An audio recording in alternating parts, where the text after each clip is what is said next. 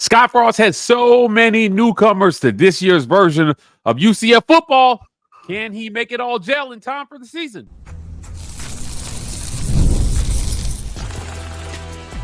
You are Locked On UCF, your daily podcast on the UCF Knights, part of the Locked On Podcast Network, your team every day.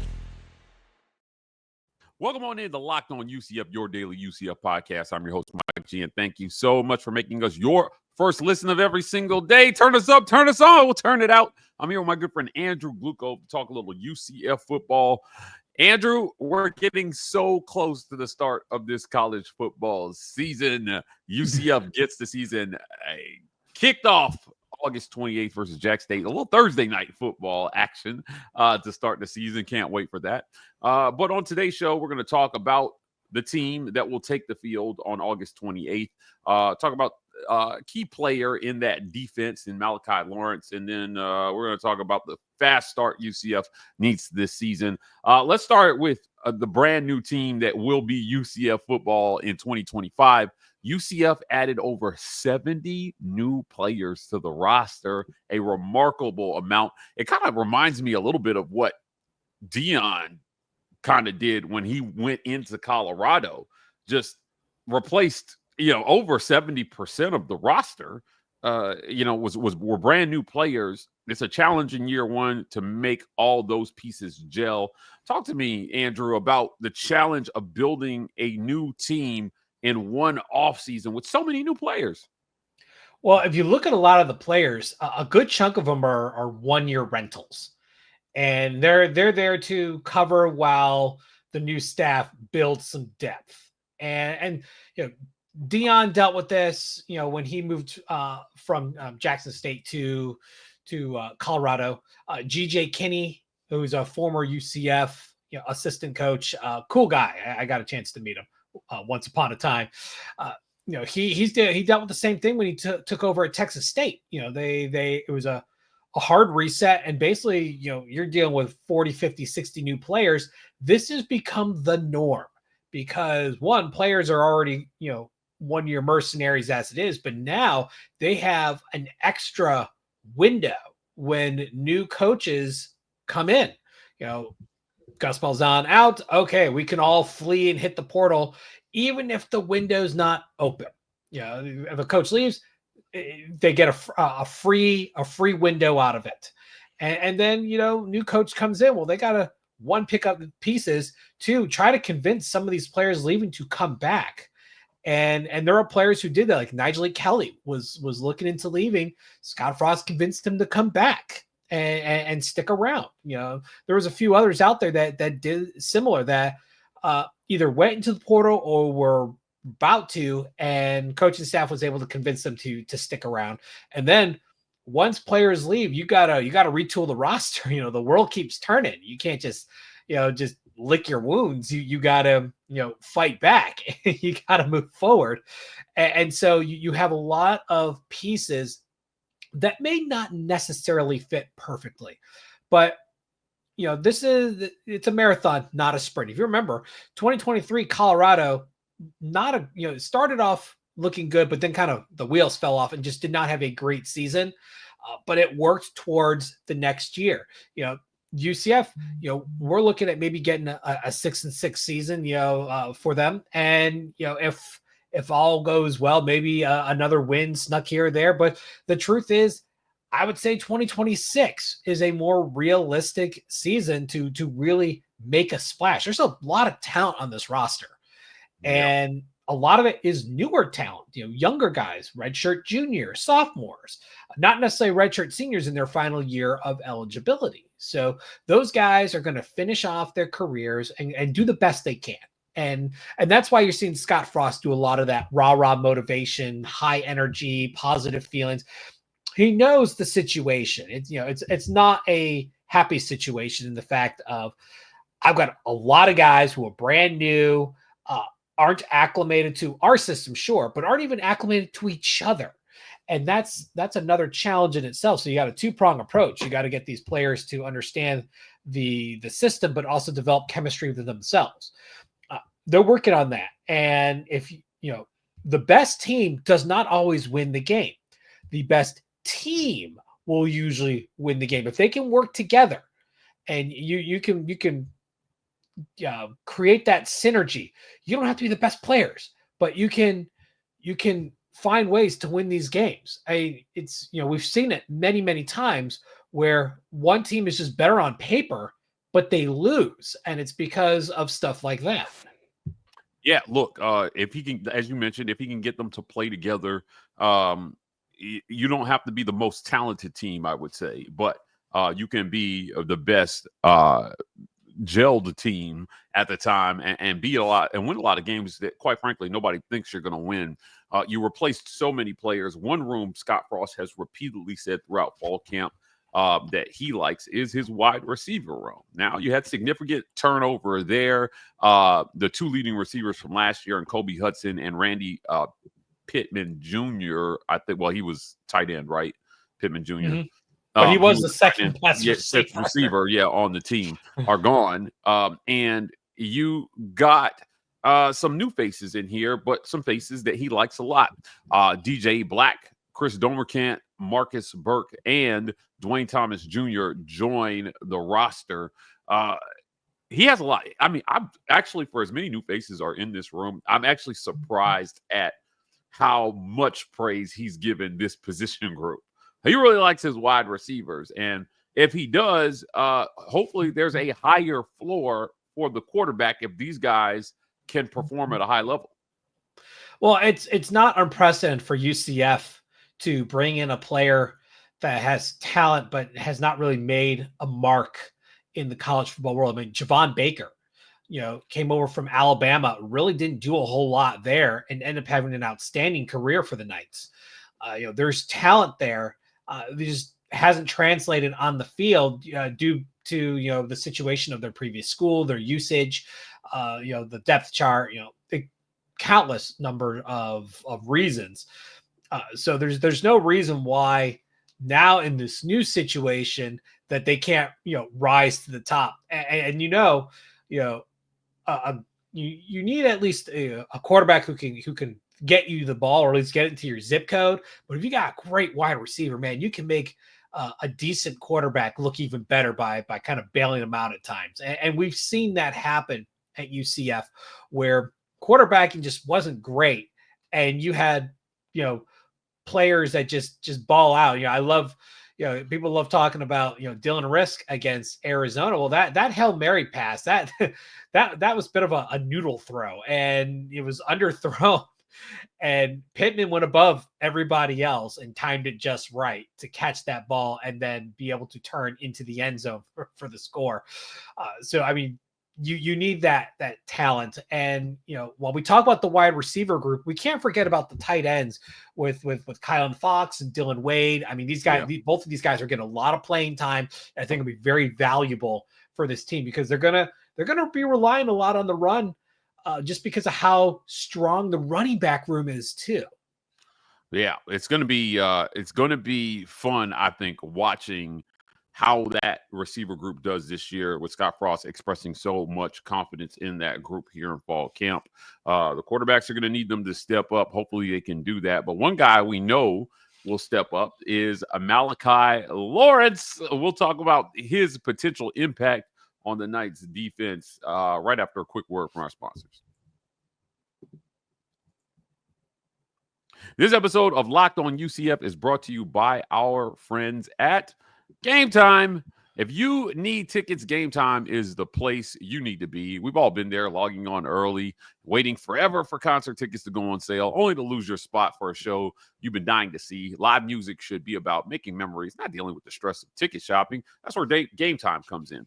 Game Time makes getting concert tickets faster and easier than ever. Prices actually drop as it gets closer to showtime, and you can save up to 60% with their killer last-minute deals. Take the guesswork out of buying concert tickets and show tickets with Game Time. Download the Game Time app, create an account, and use code LOCKEDONCollege for $20 off your first purchase. Terms apply. Again, create an account and redeem code LOCKEDONCollege for $20 off. Download the Game Time app today. Last-minute tickets, a low price guaranteed. What time is it? Game time.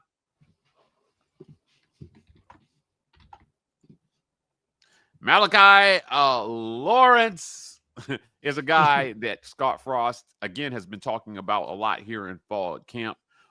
Somebody who has consistently brought energy and effort and is a culture keeper, a phrase that we're coining here on Locked On UCF. You're going to need those in year one. But Malachi Lawrence last year, 5 sacks, which ranked 11th in the Big 12. It was second on the team. Had some quarterback hurries, a strip sack, forced fumble. Malachi Lawrence is a guy who it adds a lot. Not only does he add experience, but he adds depth to a room that, quite frankly, depth is absolutely necessary. Alex Grinch is going to rotate a lot of guys on defense. Before we started recording, we talked about the impact we expect Sincere Edwards to have, but having Malachi Lawrence in the fold should make UCF a problem for offenses.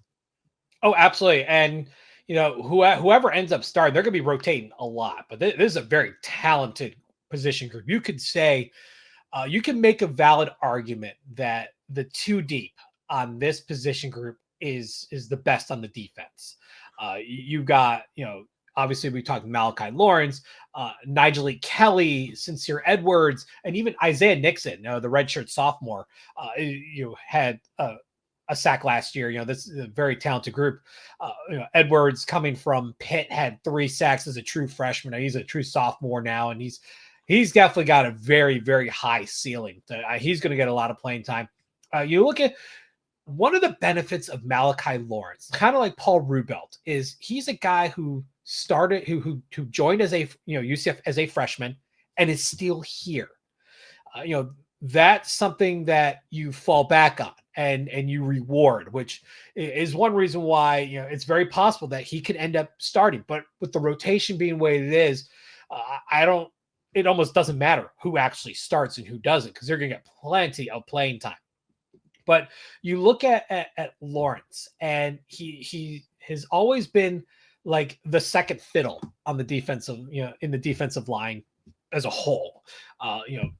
2 years ago was Tremont Morris Brash, who led with 21 tackles for loss, had 8.5 sacks, and Lawrence was just a little bit behind him. Last year, everyone dropped off. The team just struggled to get sacks for the first 2/3 of the season and just couldn't sack him when it saved their life. Nigel Kelly ended up leading the team with 5.5. Lawrence was second at 5. But all the other stats kind of dropped off a bit. They created pressures, but they couldn't seal the deal. I think that's going to change this year. It just it comes out. I think the coaching is going to be better overall. I think the players' mental state is going to be a lot better, and I think that was part of it. When you have a head coach that is absolutely miserable, it's pretty obvious they are miserable, and they're losing the locker room. It's going to have a negative effect on the players. Now you have a coach in there that is bringing positive energy and is going to encourage them. I think you're going to see the 2023 version of Malachi Lawrence a lot more than the 24 version. Andrew, kind of shifting gears here a little bit. I know it's hard for a coach to own the draft numbers in year one, but people are going to attribute them to Scott Frost, whether he likes it or not.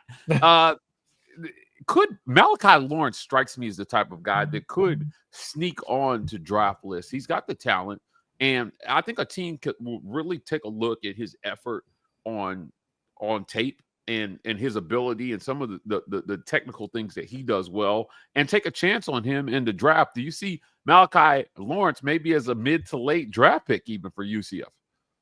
There's possibility, but he's going to have to step it up. If it was based on his first 3 seasons, no. He would be an undrafted free agent. He'd get a shot, but I don't think he would be drafted. Part of it is you're always stuck as second fiddle statistically on your team. It's hard to break out. But when the team as a whole struggled so badly last year, it doesn't matter if like one guy did pretty decent, outside of RJ Harvey, who basically had to be Superman to do it. It dragged everyone down. Compare Kobe Hudson in 23 to 24, and the numbers just were not there. And he didn't, the draft speaks for itself. It did not work out too well for him. So do I think he could get into a late round draft pick? Sure, but he's going to have a good season, better than last year. If he can repeat, 2023, maybe, up the tackles for loss. He had 11 in 23. If he can get double digits again and maybe get 6-7 sacks like he did then, I think he can creep back in the draft world. He's 6'4", 250. He's got good size for a defensive end. Maybe needs to bulk up just a little bit, which it's kind of weird when you say that. But in the NFL, your defensive ends, I mean, they've got size and speed. So again, as it currently stands, no. But I think he could, with a good season, can creep his way into the late rounds. Look, I like Malachi Lawrence to make a rise this season. So you heard it here, guys. Hold me to this one at the end of the season. Malachi Lawrence ends up being a name UCF fans will remember come draft time next year. But look, they've got to get off to a fast start to start this season. I think it's Scott Frost's first year if they're going to make something of the season. A lot of people picking UCF to not even make a bowl game this year. I think Scott Frost can make it happen. But how important is a fast start to that? We'll talk about that next on Locked On UCF.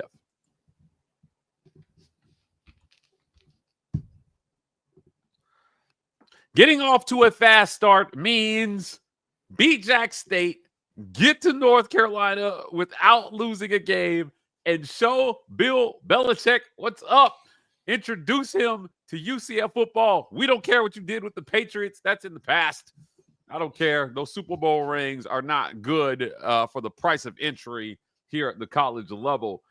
He's got to prove it all over again, and Scott Frost has done it at this level. Look, they've got to beat Jack State, and I'll tell you, there are some in the media some guests that have come on this show saying it's not out of realm a possibility that UCF could lose that game. I can't co-sign. I can't go there, Andrew. Can't go there in fall camp. But I do know that they do have to get off to a fast start. That doesn't always mean that it needs to look like a finished, polished product, after game one. But certainly you need to take steps towards becoming the football team that you're going to be for 2025. They've got to find an offensive identity behind a quarterback that they can get behind for the next 11 games. How important in your mind is a fast start, or is it more important that they just kind of take their time to figure out who they are as a football team? Well, I'm one of the people who said you can't sleep on Jacksonville. UCF is the better team. UCF should win. But I mean, I've seen UCF be the better team and fall flat on their face. I mean, we've seen it countless times. I remember seeing Pete DeNovo against Penn State and last a half, and that was the end of his useful UCF career. Right. You gotta come out not guns blazing, but you gotta have at least something working for you, because the next week, North Carolina A&T, that's where you have a better chance to kind of slow down a little bit. Like, okay, this worked, this didn't work. Let's try this. Let's try this. You can throw more things against the wall. Unfortunately, UCF does not have the advantage to be able to start with an FCS opponent week one. They got to wait a week.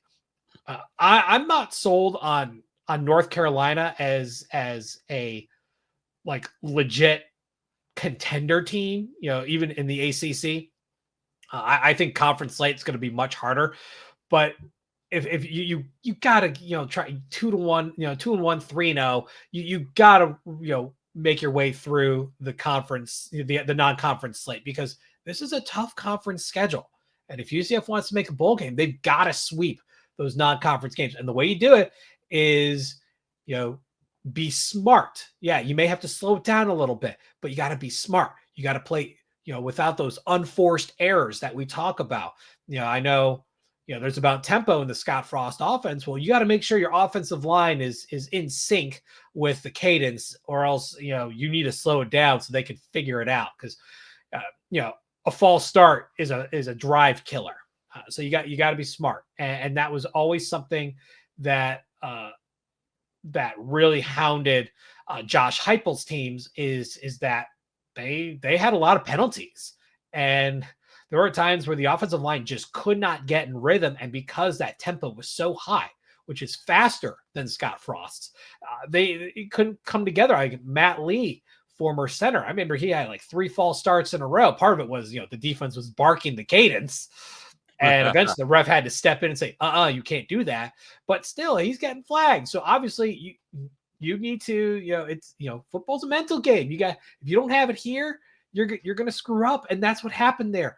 Matt Lee got out of his mental sync, and he started making mistakes on these, jumping off on the line. He was the center. So, I mean, if your center is off, you're in trouble. But again, it comes down to take care of the fundamentals. It doesn't have to be perfect. It doesn't have to be up to speed. Just use that as a way of starting to work your way up to where you want it to be, because without, having your quarterback in place and there's still flux and who's going to be starting and you're too deep and all that, there's a possibility where you need to work on synergy. And if you don't have synergy, tempo doesn't work. Yeah, absolutely. You're absolutely right about that. You need a synergy, certainly, but you need to win. And you need to win the requisite amount of games for people to believe that UCF is headed the right direction on the football field. This year one, foundationally speaking, it's so important for Scott Frost to set a tone for how UCF is going to compete. And you know what? Signal to recruits, Andrew, that if you come to UCF, we're going to compete now. We're going to go get championships now. And it's going to be something that you can sign on to now. And I can't stress that enough. The timetable is so much shorter in today's college football on the expectation to win, that if you're Scott Frost, you cannot waste a year. You can't get caught up in the rebuild kind of mantra. You've just got to figure out how to win now, and I think that they're going to do that this season. Andrew Gluco, I want to thank you for joining me. Did you have a point that you wanted to make before we? I kind of did. And it goes back to something we talked about before about how energy is contagious. And Scott Frost has been promoting a positive mental attitude, more of an optimistic point of view. That is to feed a positive energy into this team as a way of bringing them together and trying to bring the best out of them, but also knowing that winning begets winning. If you can win, and players know the situation. You just came here from a team, the team was 4-8, not looking very good. You came over, you got them, 6-6, 7-5. You got into a bowl game, and things are looking good. Players look happy, and they're playing with energy and excitement. People want to be a part of that. No one wants to join a loser. No one wants to join a place that's not. It's like a job. It's like any of our jobs. Like, who wants to work for a company that has a reputation of people being miserable? No one likes that. And if your boss is miserable and he takes it out on everybody else, who wants to work for that? I sure don't. Players aren't going either. There's so much competition for talent out there that, they don't have to settle on a bad situation. They can look at somewhere else. And even if they end up in a lower division, the FCS, the Group of 5, whatever, that doesn't mean it's the end all. They redshirt, they play a year, whatever, they'll have an opportunity to go somewhere else. It's not like the old days where it's kind of set it and forget it, where the recruiting aspect was so important for the player, because once you locked onto his school and you signed that national letter of intent and faxed it in, you're locked. It's not like that anymore. So there's other ways that are needed to be done to sell a program, and part of that is by how you speak to the media, how you promote the program, the energy that you're giving off. And I think Scott Frost is checking all those boxes, because he knows this is not the most talented team in the Big 12. It is it's an unenviable position of having to have 70 new players on the team and try to find the winning combination, especially when a lot of these players are not ones that you really originally wanted. A lot of it was settling, and you're just working with what you got. So instead of wallowing in that and allowing that attitude and energy to permeate the team, but also get into the public, you put on a much better persona. And so recruits out there are going to see the positive side. They're going to want to they're going to keep UCF on their short list or just flat out commit and keep close there. And then you have the other part of it. And I've said this before numerous times, UCF, very young program in the grand scheme of things. You compare it to a University of Florida. If you're weighing between the two, one question you have to ask yourself, do I want to be a part of history or do I want to write history? And if you go to a younger program like UCF, you can write history. You can become the next McKenzie Milton, the next Brandon Marshall or Mike Sims Walker. You can become, the next big thing. You would have even more, long odds to be able to say the same thing about being the next, Percy Harvin, the next Danny Werfel over at Florida, something like that. So the chance of becoming a campus legend is much easier at UCF right now than it would be at a lot of these older programs. And that's another selling point right there. Look, you're going to have to sell all the things to get guys into the program here. But hopefully at the end of the day, what he's selling is winning. And that starts a year one for Scott Frost and staff. Andrew, I appreciate that addition. I do think that's an important message here for fans to understand as well, too, while he's trying to build a winner here in Orlando. Look, we'll talk about this. We'll continue this conversation into fall camp and into week one. I can't stress enough, we are so close to college football. I think 18 days away from a UCF versus Jacksonville State. Guys, thank you so much for making Locked On UCF your first listen of every single day. For your next listen, go check out our friends at the Portal Show. Our guy Brian Smith has the latest in portal signings, rumors, all the going-ons in college football right there on YouTube or wherever you listen to your podcast. And you can listen to us here tomorrow on Locked On UCF.